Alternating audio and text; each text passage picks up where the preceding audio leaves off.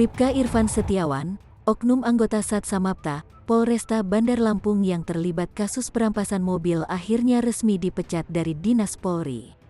Pemecatan terhadap Bribka Irfan Setiawan secara resmi dilakukan dalam upacara pemberhentian tidak dengan hormat (PTDH) di lapangan Apel Mapolresta Bandar Lampung, Senin, tanggal 1 November tahun 2021.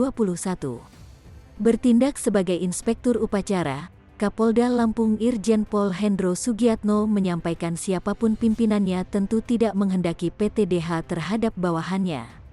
Namun menurutnya hal tersebut harus dijalankan agar institusi Polri tetap berdiri mengabdi kepada masyarakat. Semua ada aturannya, yang boleh dan tidak boleh dilakukan. Semua aturan itu harus kita ikuti, ujar Hendro.